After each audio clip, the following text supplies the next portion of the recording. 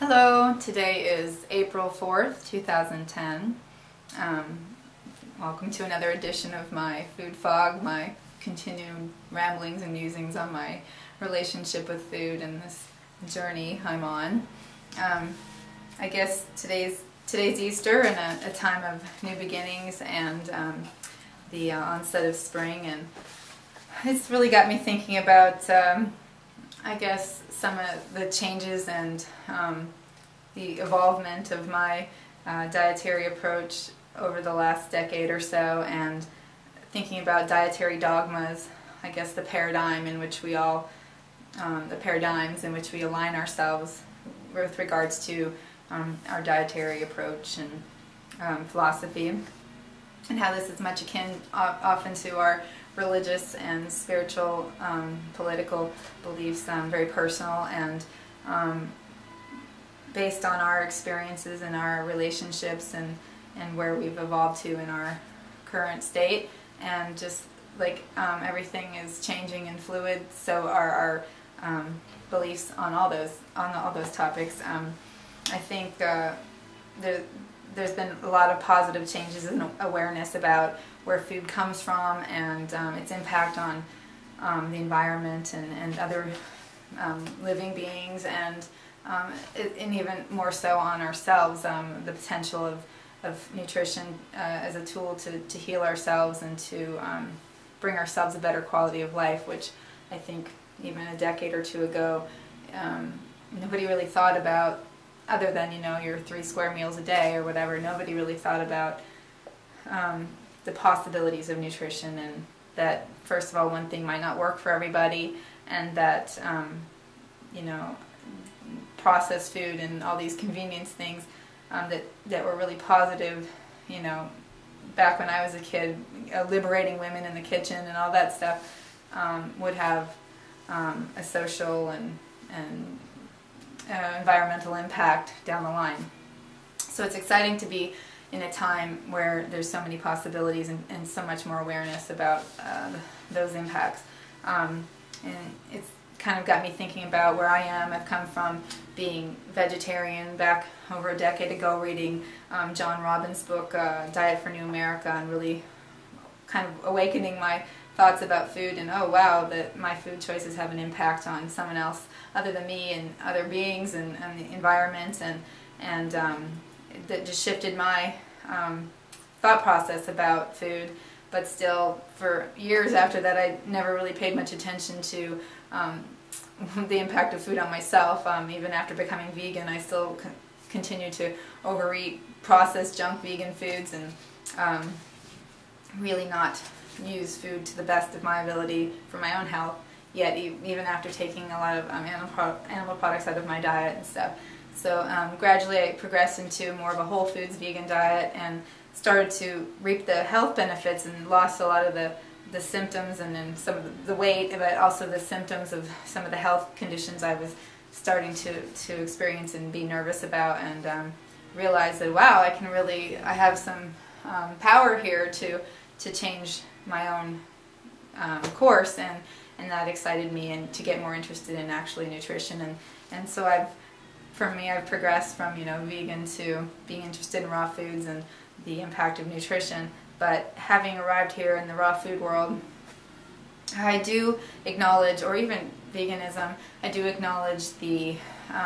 need to temper idealism with realism as well, and that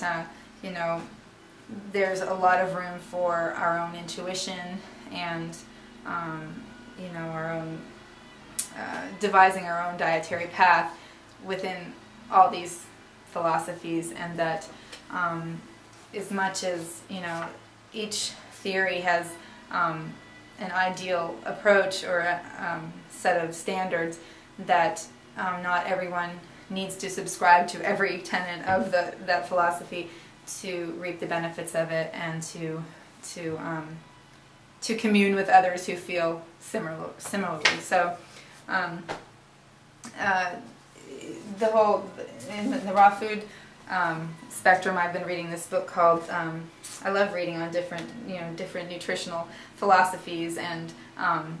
kind of opening my mind. I like, pretty much on any spectrum, I like to be open to the possibility of change for myself. And this week I'm reading The Live Food Factor, The Comprehensive Guide to the Ultimate Diet for Body, Mind, Spirit, and Planet. And I really recommend this if you're interested in raw foods. It's kind of like a Bible for the whole philosophy on raw foods. It really covers everything from social challenges to scientific background, recipes, just all things you would encounter, eating disorders, pretty much anything you could want to talk about, individual foods and frequently asked questions, because even within in the raw food world, there's a large spectrum of how people approach it, and you range anywhere from the heavy nut-based, oil-based gourmet raw foods that coming from maybe a really rich standard American processed food diet, you might start to feel quite good on that, but then as you progress and get healthier, you might find that that's too much, and you tend to move into maybe more fruits and vegetables, because it's possible to do a raw food diet and never eat any greens or vegetables for that matter. You could live on dry fruits and nuts and raw granola bars. So with any approach, you can do it all wrong and feel not ideal, and then think, well, this doesn't work for me, when it's really taking a step back and looking at how you're approaching it. But for me, I've progressed to where I eat quite a bit of fruits and vegetables, and but even I was reading recently this 80-10-10 diet, and he's on the far spectrum of the raw food diet, which is very like low fat, raw vegan, I guess they call it, and it's like 80% raw whole fruits, sweet fruits, carbohydrates, and then 10% fat and 10% protein. And this approach is, I've done it for a couple weeks here and there,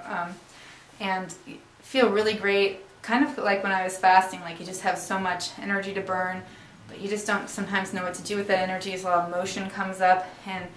the response is to kind of temper that with heavier foods, like the fats or the protein, and kind of ground yourself. And I'm not sure whether that's good or bad, whether we need to face those emotions and pass through them without the buffer of food, or maybe. But I just accept that this time in my life, I go with my intuition and what feels right. And if I start to feel too compulsive or constrained by any plan, like I'm trying to adhere to somebody else's plan too strictly, and then it's causing me angst or anxiety, then I know that I need to step back and look inward, find that center for myself and that balance for myself, and trust in myself to use my intuition to do the best with what I have right now and the resources I have right now, because they will change. They have changed. And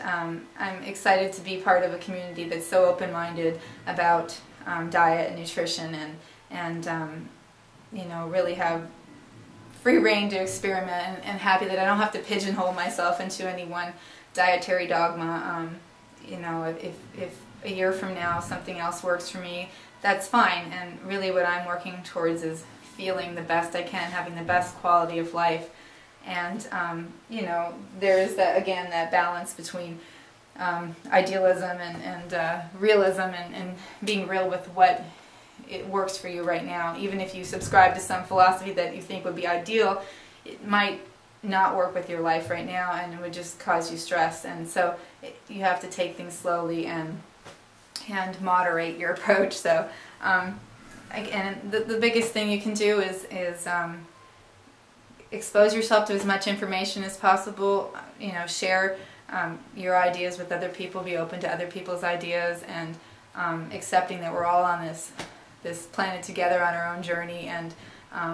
that we all bring a different set of experiences, to the table, and we can all learn from one another. And it's an exciting time actually to be around. So on that note, going to go out and enjoy the rest of my Easter day in the sunshine, and we'll talk soon. Bye-bye.